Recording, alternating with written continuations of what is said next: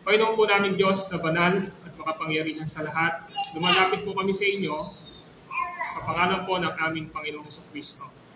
Ngayon po umaga, pinupuri ka namin at pinapasalamatan sa pagbibigay nyo ng pagkakataon upang patuloy na maisagawa namin ang inyong kautusan na ang anak ng mga mananampalataya ay bigyan ng tanda ng inyong tipan ng biyaya na sa pamamagitan ng pagbabautismo sa tubig upang sa ganon ay maranasan nila ang inyong biyaya habang lumalaki ang baby pong ito na si Lucas. Kaya naman po, Panginoong Diyos, ang dalangin namin, patuloy niyong pagpalain ang napakabanal na gawain ito. At dalangin po namin na ang inyong Santong Espiritu ang siyang patuloy na gumawa at kumilos sa aming kalagitnaan. Ang lahat po ng ito, Ama, ay hiling namin sa inyo sa pangalan po ni Kristo Jesus. Amen. Makapo na po kayo. Mga kapatid, tayo ay nagkakatipon sa lugar na ito upang pasalamatan at purihin ng Panginoon sa kanyang pagbibigay sa mga magulang ni Gray Lucas Esteban Gallego na anak nila Noli Lery Ramos Gallego at ni Andrea Reyes Esteban. Gayon din naman upang tumanggap ng tipan ng biyaya ang sanggol na ito sapagkat ang kanyang mga magulang ay mananampalataya gaya na sinasabi sa Gawa chapter 2 verse 39. Sapagkat ang pangako ay para sa inyo at sa inyong mga anak. Ang tipan ng biyaya sa pamamagitan ng bautismo sa kanilang anak ang siyang tanda ng tipan na ang mga magulang ng batang ito na si Gray Lucas Gallego ay palalakihin ang kanilang anak sa aral ng Diyos mula sa Biblia, gagabayan sa pagsamba sa Diyos at aakayin sa paglilingkod sa Diyos at sa ating iglesia gaya ng iyong ginagawa. Okay? Sa makatwid, isang dakila at sagradong gawain ang sakramento ng bautismo ng sanggol. Hindi alam ng baby ang ginagawa sa kanya, pero this is the act of your ng iyong pagnanais na ang bata ay mabigyan ng tanda ng tipan. So, merong mabigat na dahilan ng Biblia na kung saan mamaya makikita natin ang pinaka-responsibility or accountability ng isang magulang patungkol sa kanilang mga anak. Ang tanong, bakit nga ba kailangan na bigyan ng tanda ng tipan ng ating Panginoong Diyos, si Lucas? Gayong hindi naman niya naiintindihan yung ginagawa natin ito. Gusto nating makita na mayroong tatlong bagay na tinuturo ang Biblia kung bakit kailangan na ang sanggol ng anak na mananampalataya. So ina-assume ko na si Andrea, di ba? Ay mananampalataya at dahil mananampalataya siya, kailangan na sumunod siya sa command ng ating Panginoong Diyos. Okay? So, tatlong bagay. Una, pinapakita natin kung bakit ang baby ay binabautismuhan.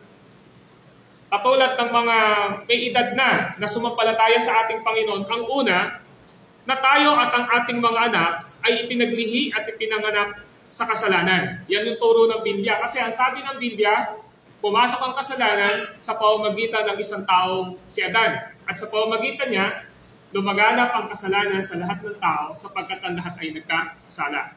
So lahat ng tao ay makasalanan.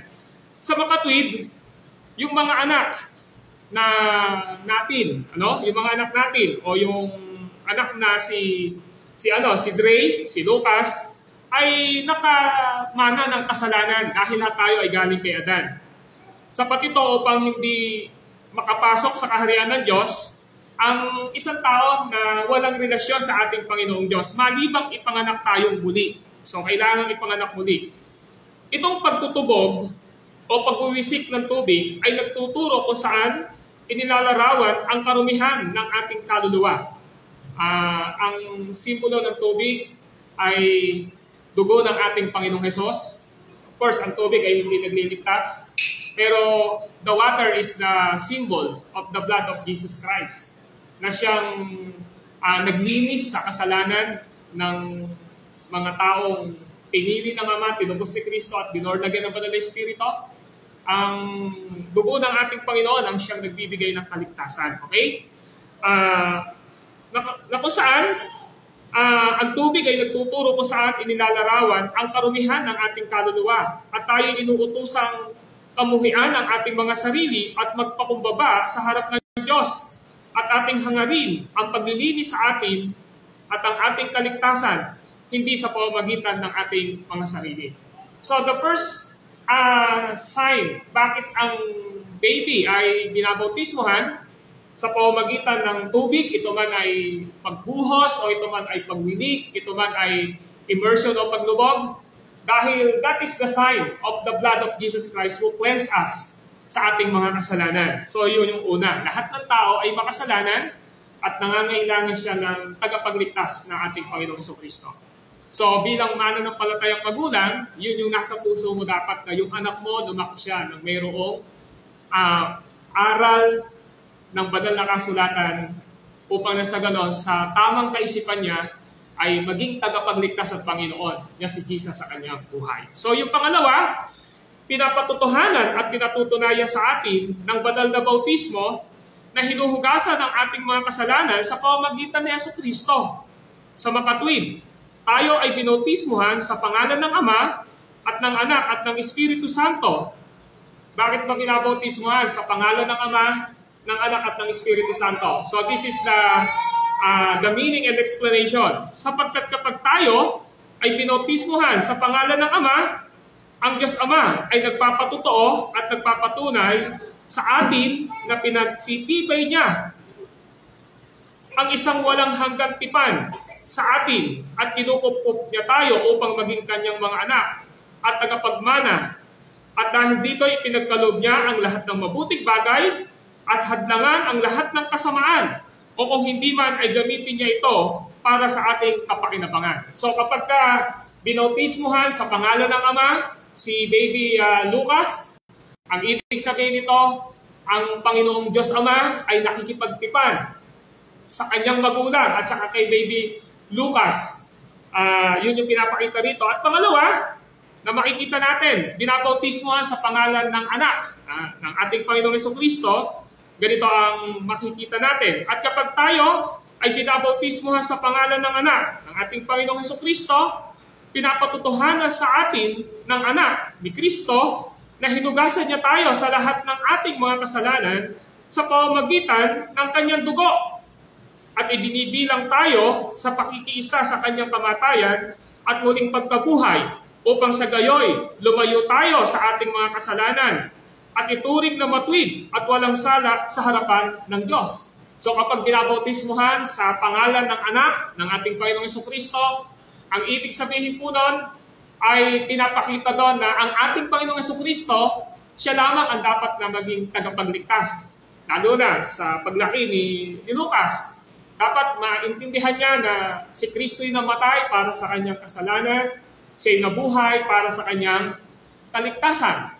So, yun ang ibig sabihin po nun. Pangatlo, gayon din naman kapag tayo ay binabautismohan sa pangalan ng Espiritu Santo, tinibiyak sa atin ng Espiritu Santo sa pamamagitan ng sakramentong ito na siya ay nananahan sa atin at papabanalin tayo upang maging bahagi ni Kristo at inilalapat sa atin kung ano ang biyayang mayroong tayo kay Kristo, na ito ay paglilinis sa ating mga kasalanan at ang araw-araw na pagbabago sa ating mga buhay hanggang tayo ay iharap na walang dungis o kapintasan sa gitna ng kalipunan ng mga hinirang sa buhay na walang hanggan. So kapag binabautismohan sa pangalan ng Espiritu Santo, nangangahulugan ito na ang Espiritu Santo ang siyang may kakayanan na magbago ng puso, ng buhay ni Lucas habang lumalaki siya at idinadala siya ng banal na Espiritu upang panampalatayanan ang ginawa ng ating Panginoong Jesucristo. Kaya kapag binabautismohan tayo, binibinyagan sa pangalan ng Ama, ng Anak at ng Espiritu Santo, itong tatlong personang ito ay isang Diyos, pero tatlong persona sila nangangahulugang ito, ang Diyos ay patuloy na gumagawa at naikipagtipan sa buhay ng batang binautismuhan ngayon sa pamamagitan ng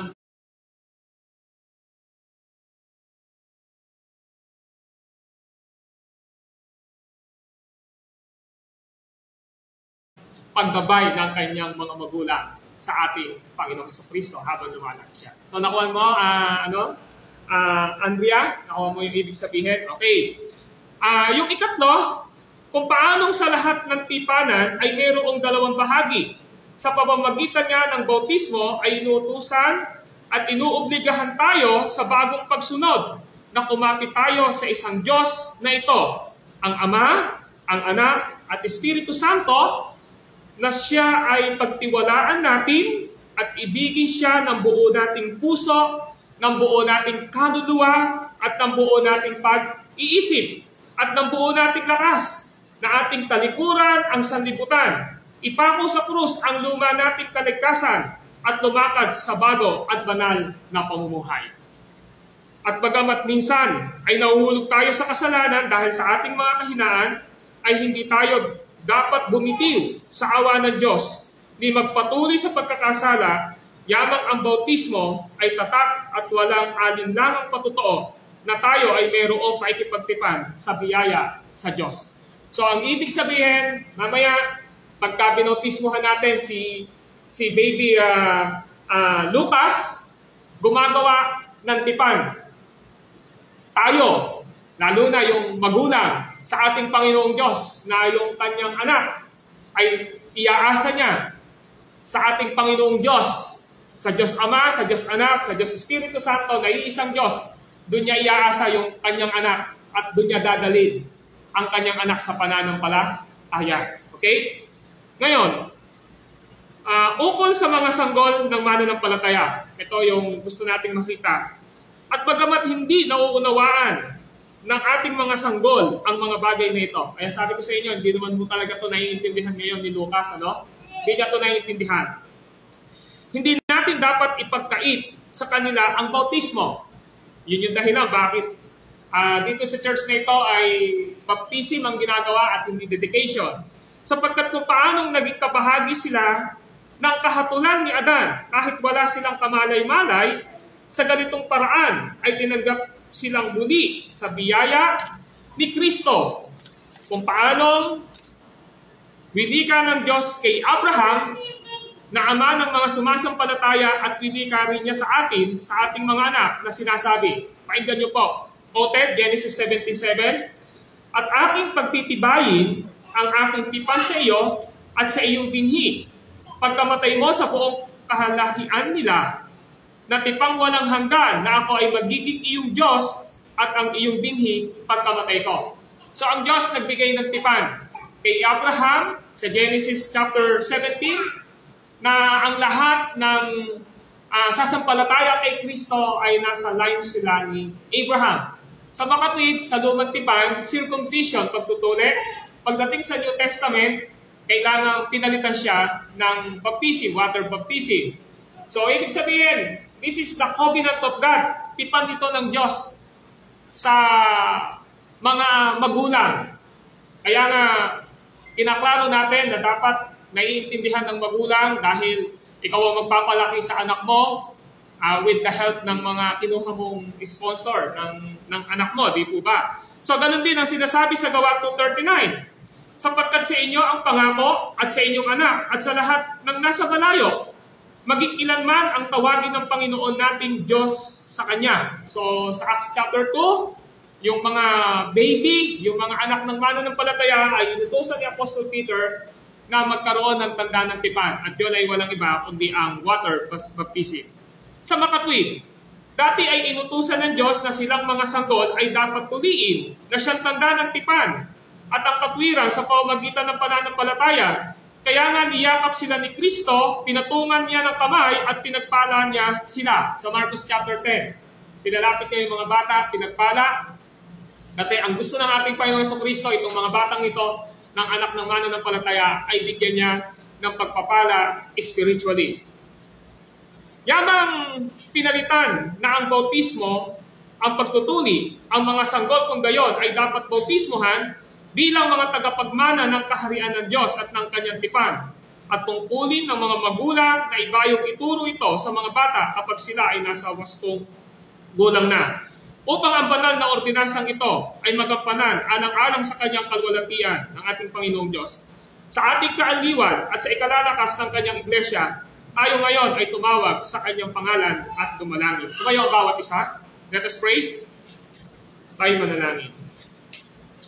Makapangyarihan at walang hanggang Diyos, ikaw na ayon sa mahigpit mong paghatol, ay pinarusahan sa pamamagitan ng tubig ng baha ang sanlibutan, hindi sumampalataya at hindi nagsisi, at dahil sa iyong dakilang awa, ay iniligtas ang mananampalatayang si Noe at ang kanyang sambahayan.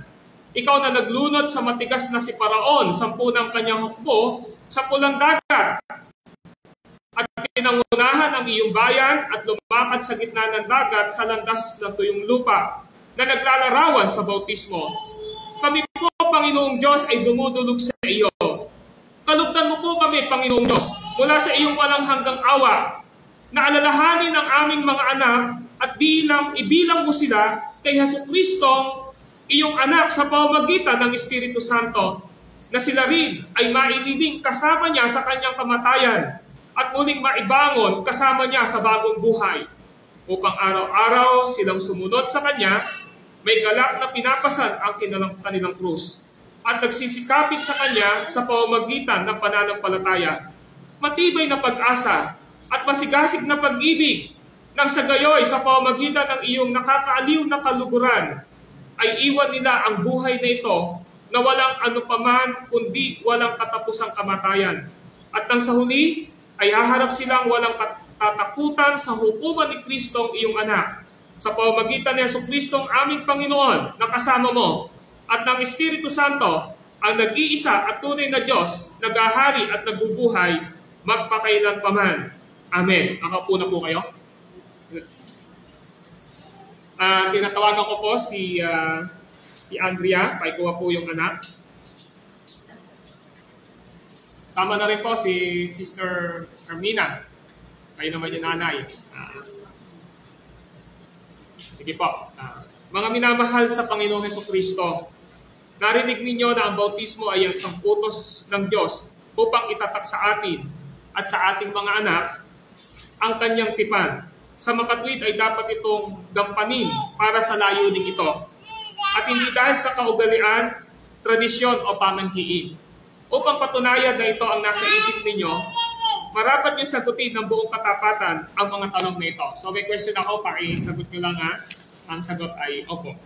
Una, kinikilala nyo ba na ang ating mga anak ay ipinaglihi at ipinanganak sa kasalanan, at dahil dito'y nararapat sila sa kapighatian at kahatulan? Gayunpamay, binalan sila kay Kristo, at kung gayoy, bilang mga miyembro ng iglesia ay dapat sila bautismohan. Sumasang-ayon kayo? Opo. Opo. Okay. Ikaw? Opo. Okay. Pangalawa, kinikilala nyo ba na ang katuruan na nilalaman ng lumang tipan at bagong tipan at ng mga artikulong pananampalatayang Kristiyano, lalo na sumasampalataya ako sa Diyos anong makapangyarihan sa lahat, sa ating Panginoong Jesucristo, at sa banal na Espiritu na isang Diyos at tatlong persona, ay inyo bang pinananampalatayanan at sinasang-ayunan na ito ay nag-iisang Diyos at tatlong persona at dapat na inyong panampalatayanan at ituro kay Lucas? Okay. Ikatlo, nangangako ba kayo at nagnanasa na susubaybayan ang sanggol na ito? Sa pagsapit niya sa hustong gulang, ay tuturuan at pananalakihin siya ayon sa mga nasabing doktrina o aral na salita ng Diyos, o tumulong o magpunsod na siya'y pangaralan tungkol dito sa abot ng inyong makakaya. Palalakihin niyo yung inyong anak, yung apo niyo, yung anak niyo sa salita ng Diyos? Opo. Okay. Ika-4, para po ito sa mag-asawa Kayo bang mag-asawa ay nangangakong magiging mabuting patotoo sa isip, sa salita, at sa gawa kay Lucas? Okay. Ika-5, kayo ba ay nangangako na ang sanggol na ito ay kasama niyong sasamba, mananalangin, mag-aaral sa salita ng Diyos, at kung tawagin ng Panginoong Diyos na maglingkod sa ating Panginoong Jesucristo, ay hindi nyo ipagkakait. Opo. Okay. Sige po, pwede po ba na kayo rito? Pati bata.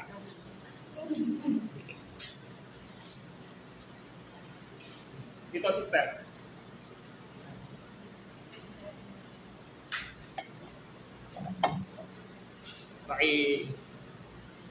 Kung gayon, ikaw, Gray, Lucas, Esteban, Gallego, ay aking binabautismuhan sa pangalan ng Ama, ng Anak, at ng Espiritu Santo. Amen. Okay, alam pong ano? Alam pong pwede? Okay. Sige, nakakaupo na po. Nakakaupo na po kayo. Yun. Thank you po. Hanap na ako ng ano eh.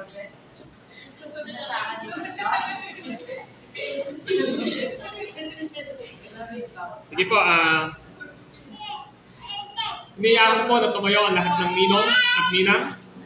Sagutin niyo po ang mga tanong na ito dahil alam niyo po kung bakit kayo pinili ng magulang na maging sponsor o ninong at ninang dahil malalapit kayo sa puso nila. At tatayo kayo na ikalawang magulang ni Lucas. Amen ba? Okay. So, napili kayo. So, pakisagot lang ng opo, Pastor, ang ilang mga katanungan na aking tatanungin sa inyo. Para naman po sa inyong mga napiling ninong at ninang, bilang mga pangalawang magulang kay Lucas, nangangako ba kayong susuporta sa mag-asawang ito upang ang sanggol o ang bata na si Lucas ay lumaki sa kalooban ng Diyos ayon sa kanyang salita at para sa ating Panginoong Diyos?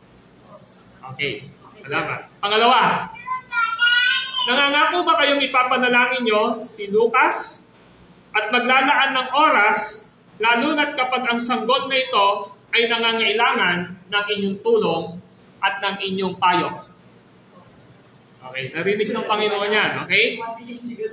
Pangatlo, dahil kayo ay tumatayong ikalawang magulang ng sanggol na ito, nangangako ba kayong magiging isang magandang halimbawa para sa kanya sa isip, sa salita, at sa gawa? At ang kahuli-hulan na sinatanong ko sa mga sponsor ay ito. Kung sakaling dumating ang pangangailangan ng batang ito at lumapit sa inyo, hindi nyo ba siya pagkakaitan ng tulong sa abot ng inyong makakaya? Ano yung sagot niyo po? Opo. Salamat po, makakaupo na po kayo. Okay. Sige po, sige po. Tumayo po ang bawat isa. Tayo'y manalangin. Tayo po tayo. Makapangyarihan at mahabaging Ama, pinapasalamatan at pinupuri ka namin dahil pinatawad mo kami at ang aming mga anak sa aming mga kasalanan sa pamamagitan ng dugo ng iyong minamahal na anak na si Jesucristo, at tinanggap mo kami sa pamamagitan ng iyong Espiritu Santo bilang bahagi ng iyong bugtong na anak, at kinupok kami bilang mga anak mo at tinatakan at pinatunayan mo ito sa pamamagitan ng banal na bautismo.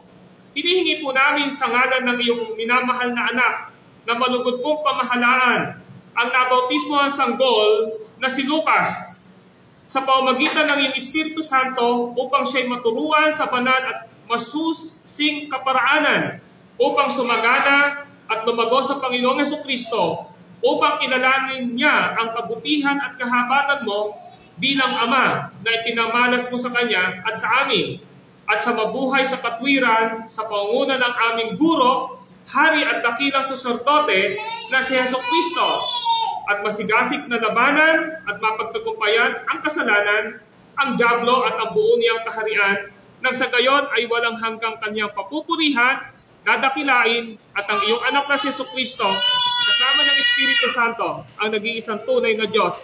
Amen at Amen. Hiniling ko na tumayo dito. Pagtayo kayo dito.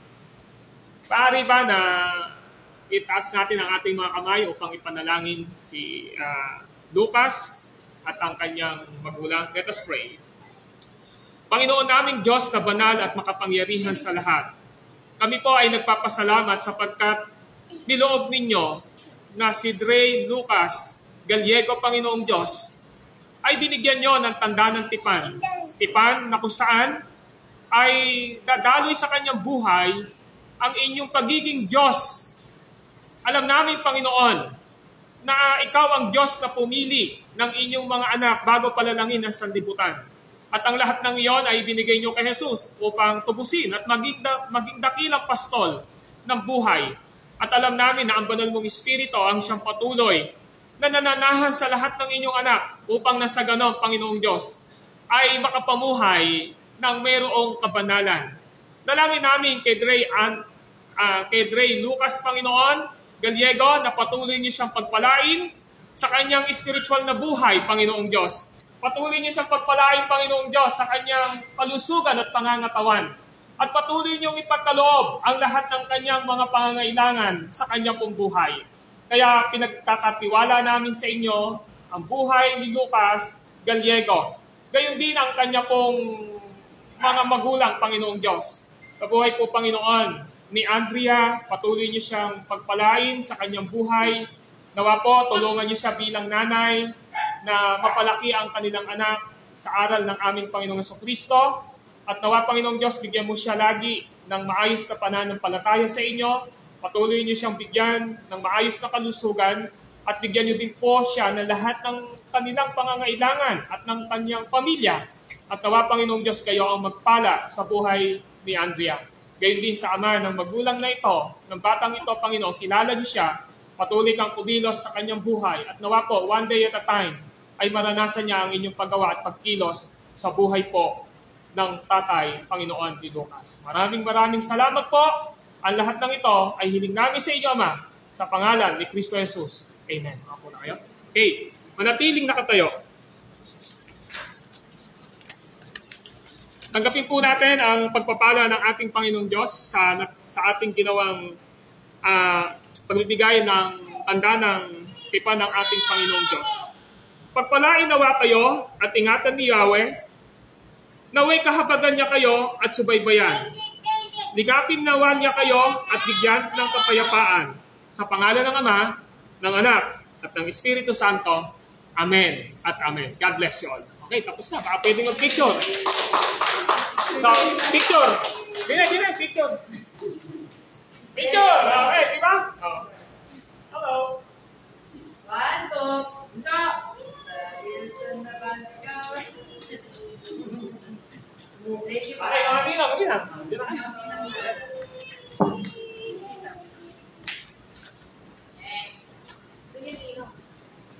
Dadalawang side yung Nino. Dadalawang mo. Dito ka, Luis. Ancho. Higa, Luis. 1, 2, 3. And